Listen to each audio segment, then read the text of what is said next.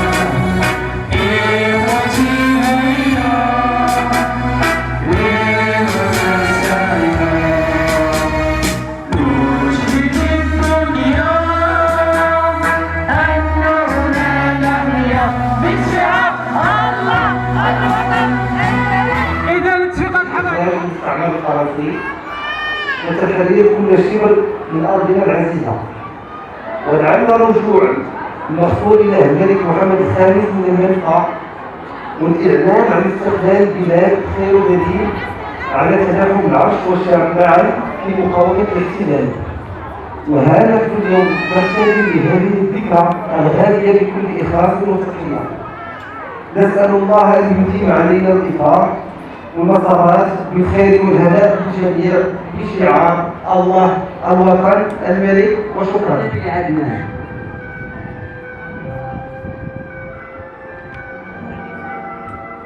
كان مكان وما إن عم الخبر سائر أرجاء ربوع المملكة وشاء في كل أرجائها حتى انتفض الشعب المغربي انتفاضة عارمة وتفجر سخطه وغضبه في وجه الاحتلال الأجنبي مطالبا بعودة ملك البلاد محمد الخامس.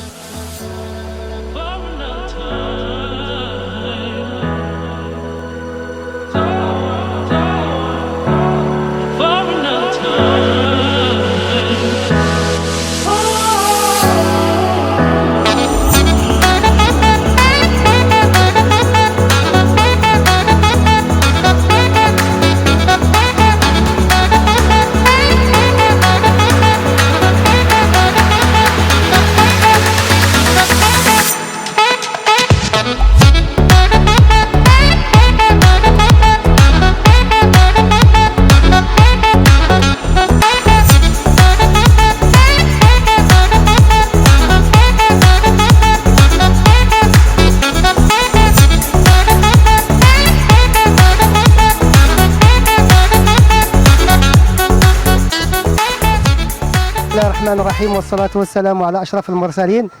إن له يوم عظيم نحتفل به مؤسسة أم الربيع بمناسبة عيد الاستقلال، مناسبة غالية جدا نظرا للتضحية الكبيرة التي قدمها الشعب رفقة المغفور له محمد الخامس طيب الله تراه.